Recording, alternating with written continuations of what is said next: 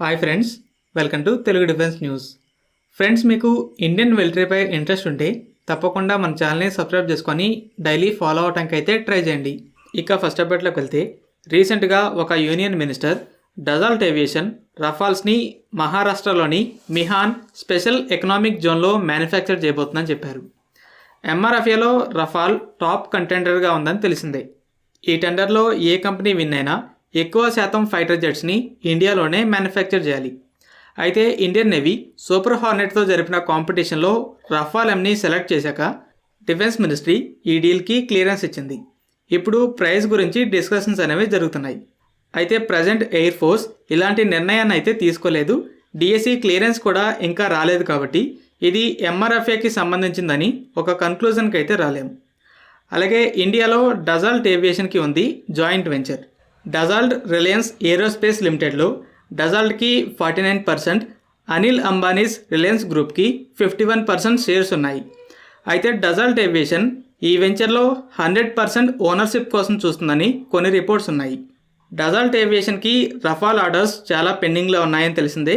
Complete ఓనర్షిప్ని gain చేసుకొని ఇండియాలో second production లైన్ని ఏర్పాటు చేయడానికి కూడా అవకాశాలు ఉన్నాయి. సో యూనియన్ మినిస్టర్ ఇచ్చిన స్టేట్మెంట్తో మనం ఒక కన్క్లూజన్కి రాలేము. రీసెంట్గా యుఎస్ గవర్నమెంట్ టర్కీకి F-16, గ్రీస్కి F-35లను అమ్మడానికి గ్రీన్ సిగ్నల్ ఇచ్చిన విషయం తెలిసిందే. టర్కీ స్వీడన్తో ఉన్న వివాదాలను పక్కన పెట్టి స్వీడన్ నేటోలో జాయిన్ అవ్వడానికి ఒప్పుకున్న తర్వాతే టర్కీకి అడిషనల్ F-16ని సప్లై చేయడానికి ఒప్పుకుంది. అయితే ఇప్పుడు ఒక అమెరికన్ అఫీషియల్ ఏం చెప్తున్నాడంటే, S-400 ఇష్యూ కనుక సాల్వ్ అయితే F-35ని అమ్మడానికి కూడా సిద్ధమే అంటున్నాడు. టర్కీలో S-400 ఉంది కాబట్టి F-35 ఆ జోన్లో ఫ్లై చేస్తున్నప్పుడు F-35 RCS ఎలా ఉంది డిటెక్ట్ చేయగలుగుతుందనే ఇన్ఫర్మేషన్ రష్యాకి లీక్ అవుతుంది. దీన్ని బట్టి రష్యా సిస్టమ్స్ని ఇంప్రూవ్ చేసుకుంటుందనే భయంతో ఆల్రెడీ టర్కీతో సైన్ చేసిన డీల్ని కూడా క్యాన్సిల్ చేసింది. గతంలో అమెరికా మీ దగ్గర ఉన్న S-400 సిస్టమ్స్ని యుక్రెయిన్కి డొనేట్ చేయమని కూడా టర్కీని అడిగింది. అయితే టర్కీ దాన్ని రిజెక్ట్ చేసింది. ఇప్పుడు F-16కి క్లియరెన్స్ ఇచ్చాక ఈ S-400 ఇష్యూ కూడా సాల్వ్ అయితే తిరిగి F-35ని అమ్ముతాం, శాంక్షన్స్ని తీసేస్తామని ఆశ చూపిస్తుంది. ఇష్యూని సాల్వ్ చేయడం అంటే టర్కీలో S-400 ఉండకూడదనే చెప్తుండొచ్చు. అలాగే F-35కి క్లియరెన్స్ ఇచ్చాక గ్రీస్ తమ దగ్గర ఉన్న ఓల్డర్ సోవియట్ కాలం నాటి వెపన్స్ని కూడా యుక్రెయిన్కి ఇవ్వడానికి అప్రూవల్ ఇచ్చింది. ఈ ప్రపోజల్ ఏంటంటే అమెరికా దీనికి రెస్పాన్స్గా $200 మిలియన్ ఎయిడ్ని గ్రీస్కి అందిస్తుంది. F-35 డీల్కి క్లియరెన్స్ వచ్చిన వెంటనే గ్రీస్ నుండి ఈ అనౌన్స్మెంట్ వచ్చిందంటే టర్కీకి స్వీడన్ మెంబర్షిప్కి లింక్ పెట్టినట్టే F-35 డీల్కి ఈ లింక్ పెట్టింది. హిస్టారికల్గా అమెరికన్ వెపన్స్ అనేవి చాలా ఎక్స్పెన్సివ్.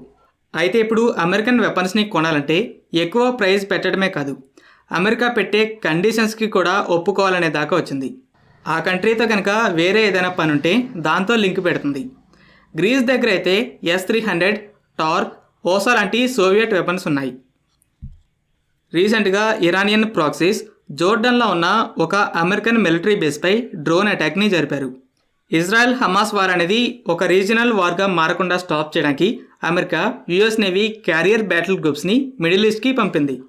అయితే దీనికి రెస్పాన్స్గా ఇరానియన్ ప్రాక్సీస్లో ఒకటైన హౌదీ గ్రూప్ ఇజ్రాయెల్తో సంబంధం ఉన్న కమర్షియల్ వెసల్స్పై అటాక్ చేస్తుంటే ఇంకొన్ని గ్రూప్స్ మిడిల్ ఈస్ట్లో ఉన్న అమెరికన్ మిలిటరీ బేసెస్పై అటాక్ చేస్తున్నాయి. అయితే రీసెంట్ జోర్డన్ అటాక్లో అమెరికాకి ఆస్తి నష్టంతో పాటు 3 సోల్జర్స్ని కూడా కోల్పోయింది. అమెరికా ఇరాన్పై దాడి చేయాలని జో బైడెన్పై ప్రెజర్ ఉందని మీడియా రిపోర్ట్స్ ఇండికేట్ చేస్తున్నాయి. ఎందుకంటే ఇది ఎలక్షన్ ఇయర్ కాబట్టి అమెరికా కనుక ఈ అటాక్స్కి సరైన రెస్పాన్స్ ఇవ్వకపోతే అమెరికన్ సిటిజన్స్ జో బైడెన్ని ఒక వీక్ ప్రెసిడెంట్గా లెక్క చేస్తారని మిలిటరీ అనలిస్టులు చెప్తున్నారు. ఇరాన్ ప్రాక్సీ అటాక్స్కి రెస్పాండ్ అవ్వాలంటే 2 ఆప్షన్స్ ఉన్నాయి. ఇరాక్, సిరియాల్లో ఉన్న ఇరానియన్ ప్రాక్సీస్ మిలిటరీ బేసెస్పై అటాక్స్ చేసి కమాండర్స్ని కూడా ఎలిమినేట్ చేయటం. సెకండ్ ఆప్షన్ ఇరాన్లో ఉన్న బేసెస్ పైనే డైరెక్ట్గా దాడి చేయటం. సెకండ్ ఆప్షన్ని కనుక ఎంచుకుంటే ఇది లార్జ్ స్కేల్ వార్గా మారడానికి ఎక్కువ అవకాశాలు ఉంటాయి. డొనాల్డ్ ట్రంప్ అధికారంలో ఉన్నప్పుడైతే MQ-9 రీపర్తో ఇరాన్ మిలిటరీ జనరల్ అయిన సొలైమానీని ఎలిమినేట్ చేశాడు. తర్వాత ఇరాన్ మిలిటరీ అటాక్స్తో రెస్పాండ్ అయింది, కానీ ట్రంప్ మాత్రానికి వెనక్కి తగ్గాడు. మరి బైడెన్ ఎటువంటి నిర్ణయం తీసుకుంటాడో చూడాలి. ఫ్రెండ్స్, ఈ వీడియో మీకు నచ్చినట్టయితే లైక్ చేయండి. అలాగే మరిన్ని ఇంపార్టెంట్ డిఫెన్స్ అప్డేట్స్ కోసం మన ఛానల్ని సబ్స్క్రైబ్ చేసుకోండి.